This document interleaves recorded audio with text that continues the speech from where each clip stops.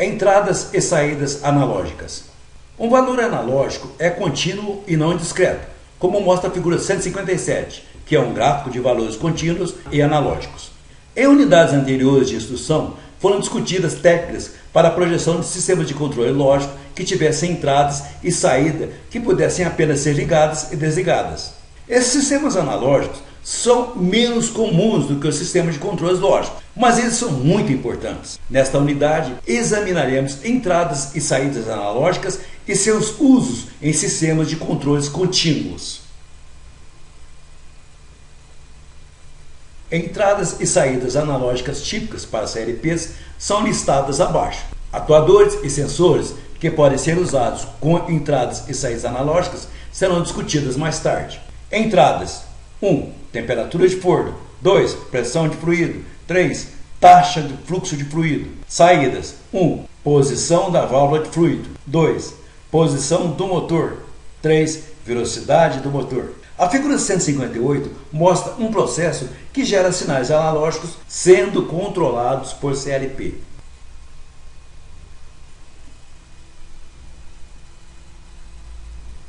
Amostragem de uma voltagem analógica.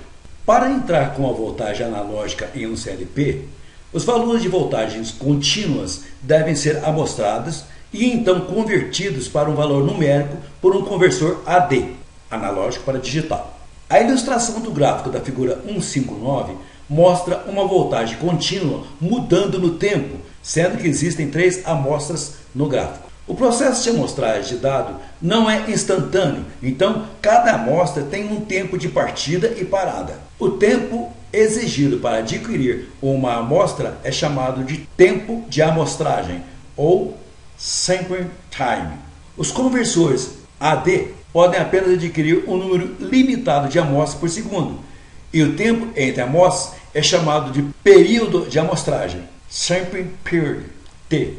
O inverso do período de amostragem é a frequência de amostragem, sampling frequency, conhecido também por taxa de amostragem, sampling rate.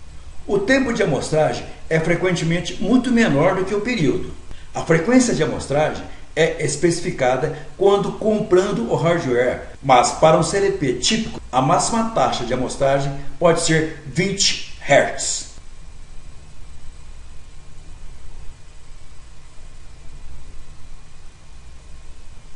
Um desenho mais realista de dado amostrado é mostrado na figura 160. Este dado é ruidoso e, mesmo entre a partida e final da amostra do dado, há uma significante mudança no valor da voltagem. O valor do dado amostrado será em algum ponto entre a voltagem na partida e final da amostra.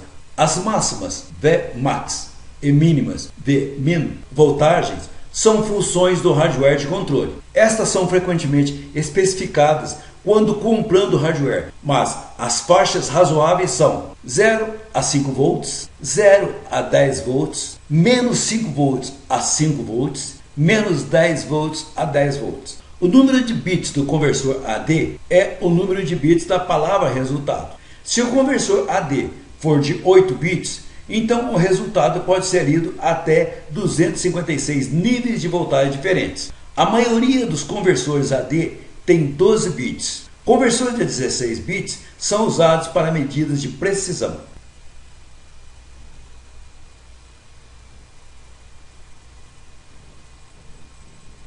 Cálculos de entradas analógicas. Os parâmetros definidos nas figuras 159 e 160 podem ser usados para calcular valores para os conversores AD. As equações mostradas podem ser reunidas como segue, figura 161. Equação 1 relata o número de um conversor AD para a resolução.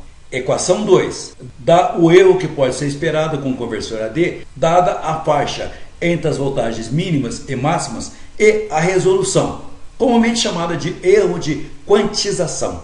Equação 3 relata a faixa de voltagem e resolução para a entrada de voltagem, para estimular o inteiro que o conversor AD gravará. Equação 4 permite a conversão entre o valor inteiro do conversor AD e a voltagem do CLP.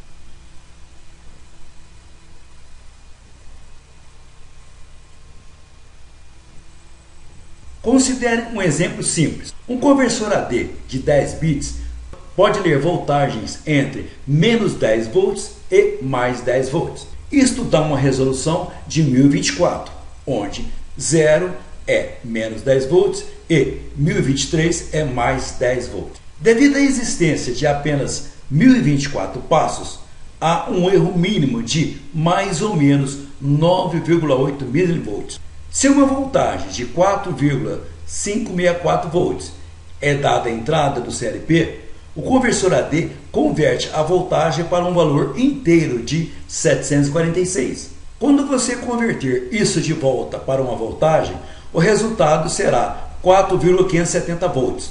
O erro de quantização resultante será 4,570 menos 4,564 igual a mais 0,006 volts e pode ser reduzido selecionando o conversor AD com mais bits. Cada bit reduzirá o erro de quantização pela metade. Cálculos na figura 162.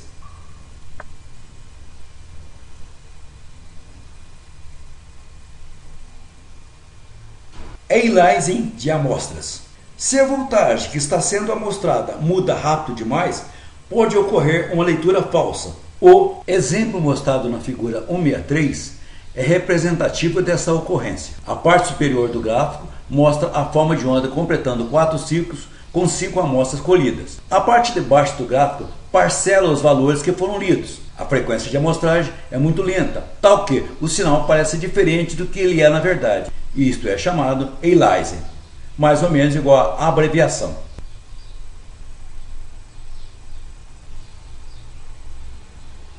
O critério de Nyquist especifica que as frequências de amostragem devem ser pelo menos 3 vezes a frequência do sinal que está sendo medido, caso contrário, poderá ocorrer aliasing. O exemplo da figura 163 violou esse princípio, tal que o sinal foi aliased. Quando isso acontece nas aplicações reais, o processo parecerá operar erroneamente. Na prática, a frequência de amostragem deve ser pelo menos 4 vezes mais rápida que a frequência do sistema.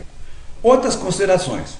Primeiro, ruído. Desde que a janela de amostragem é curta, os ruídos adicionarão um efeito no sinal que está sendo lido. Por exemplo, um pico de voltagem momentâneo pode resultar em uma leitura mais alta que a normal. Cabos de dado blindados são comumente usados para conduzir os níveis de ruídos. 2. Atraso. Quando a amostra é solicitada, um período curto de tempo passa antes que o valor final da amostra seja obtido. 3. Multiplexação. A maioria dos cartões de entrada analógica permite entradas múltiplas. Estes podem repartir o conversor AD usando uma técnica chamada multiplexação. Se houver 4 canais usando o conversor AD com a máxima taxa de amostragem de 100 Hz, a taxa máxima de amostragem por canal será 25 Hz. Quarto, condicionadores de sinais. Os condicionadores de sinais são usados para amplificar ou filtrar sinais vindo dos transdutores antes que eles sejam lidos pelo conversor AD. 5. Resistência. Os conversores AD normalmente têm alta impedância de entrada, tal que elas afetam os circuitos que estão sendo medidos. 6. Entradas terminadas únicas. Entradas de voltagem para CLP podem usar um único comum para múltiplas entradas. Elas tendem a ser mais inclinadas a ruídos. 7. Entradas terminadas duplas. Cada entrada finalizada dupla tem seu próprio comum. Isto reduz problemas com ruídos elétricos, mas também tende a reduzir o número de entradas pela metade. Aí está a representação de um conversor analógico para digital de 8 bits. O dispositivo na figura 164 é um conversor AD 8 bits. O conceito primário atrás desses dispositivos é a lógica de aproximação sucessiva. Uma vez o reset tenha sido comutado, o conversor começará definindo o bit mais significativo do número de 8 bits. Esse será convertido para uma voltagem VE, que é uma função mais por menos dos valores de referência, que são as tensões de referência positivo e negativo. O valor VE é comparado ao VIN, que seria a tensão de entrada, e uma verificação lógica simples determina qual é maior. Se o valor de VE for maior, o bit será desligado. A lógica, então, repete passos similares do bit mais significativo para o bit menos significativo. Uma vez o último bit tenha sido definido, ligado ou desligado e verificado, a conversão estará completa. Um bit feito pode ser definido para indicar um valor de conversão válido. Muitas vezes, conversores AD multiplexarão entre várias entradas. Enquanto ele comutar, a voltagem será amostrada por uma amostra e manterá o circuito. Esta será então convertida para um valor digital. A amostra e circuitos mantidos serão usados antes que o multiplexador colete valores de dados no mesmo instante do tempo. Um pouco sobre dado analógico na prática. A beleza das entradas analógicas é que a maioria dos CLPs amostra automaticamente, recebe o dado analógico para nós do módulo de entrada analógico e descarrega em um bloco de memória grande. Assim sendo, tudo que temos que fazer é descobrir onde o dado está e trabalhar com ele. Se sua marca de CLP não recebe o dado automaticamente para você, é só usar a instrução leia bloco de memória e pegá-lo. Esse nome de instrução varia de marca, mas BTR, Block Transfer Read, ou leitura do transferidor de bloco, é um exemplo de nomeação popular das marcas. O dado é geralmente fácil de encontrar, porque o CLP tem regras que o seguem. Algumas marcas designam alguns blocos de memória onde o dado é armazenado para nós. Outras marcas querem que você verifique onde ele deveria ser colocado. De qualquer maneira, é só se referenciar ao manual e descobrir qual bloco de memória tem o dado, ou em quais blocos de memória nos é permitido colocá-lo. Gamas de entradas são geralmente escolhidas para ligar e desligar vários interruptores DIP no lado do módulo. Figura 165. Quando o dado analógico for recolhido do módulo, o CLP tipicamente nos deixou saber ligando um relé interno. Geralmente, o CLP atualiza a entrada em uma simples varredura, mas leva uns poucos milissegundos ou mais de amostragem. Enquanto isto é lento no mundo da medição, é geralmente rápido internamente ao CLP. Se você precisa de mais rapidez de amostragem para obter melhor imagem do sinal, considere um sistema de aquisição de dados externo ou controlador dedicado a este propósito. Agora que você encontrou o dado, mova-o para outro bloco de memória de localização de trabalho e faça alguma coisa com o dado. Compare-o com os limites. Por exemplo, descobrir se a pressão é muito alta, ou a temperatura é baixa, ou o que for. No degrau ladder, figura 166, a entrada AnalogDatRead, dado analógico pronto, será ligada pelo CLP quando ele tiver terminado de amostrar o módulo de entrada analógica. Então, o dado analógico é transferido, movido da localização de memória 001 para a localização de memória 1001. Lembra-se da nossa explicação de sinal analógico, que o sinal analógico é armazenado num bloco de memória em código especial? Código especial significando que o número no bloco de memória deve ser traduzido por você em valor analógico. A fórmula é geralmente número na memória dividido pelo bit de resolução menos 1 vezes faixa de voltagem mais voltagem mínima. Como um exemplo, vamos usar um módulo de entrada 0 a 10 com 10 bits de resolução, ou 1024. Vamos decodificar o número 1021 que está na memória. Então, usando a fórmula acima, nós teríamos 1021 dividido por 1024 menos 1 vezes 10 menos 0 mais 0 igual 1021 dividido por 1023 vezes 10 menos 0 mais 0 igual a 0,998 vezes 10 igual a 9,98 volts. Então, a voltagem que estava entrando para o módulo era 9,98 volts. Vamos dar uma olhada em outro exemplo. Aqui usaremos o módulo mais barra menos 10 volts. Este é um módulo que aceita de menos 10 a mais 10 volts para uma variação total de 20 volts, com 12 bits de resolução, ou 4096. Vamos decodificar o número 3034 que está na memória. Usando a fórmula acima, teremos 3034 dividido por 4.096 menos 1, vezes 10 menos 10 mais menos 10, que é igual a 3.024, dividido por 4.095 vezes 10 menos 10 mais menos 10, igual a 0,7407 vezes 20 mais menos 10, igual a 14,814 mais menos 10, igual a 4,814 volts. Então, a voltagem que estava entrando para o módulo era 4,814 volts. Lembre-se que a maioria dos módulos de entrada analógica nos permite selecionar a faixa de voltagem. A maioria tem chaves DIP no módulo que escolhemos dependendo de qual faixa queremos usar. Outros têm que ser atualizados manualmente através de lógica ladder para dizer ao CLP qual faixa deveria ser. Este é um método velho e a maioria dos novos CLPs tem chaves DIP. Para fazer de maneira manual nos modelos mais velhos, nós simplesmente escrevemos o dado de qual faixa deve ser para um bloco de memória específico. Saídas analógicas. A maior diferença entre programação para entradas e saídas analógicas é simplesmente que o CLP recolhe o dado para nós do lado da entrada e temos que recolhê-lo do lado da saída.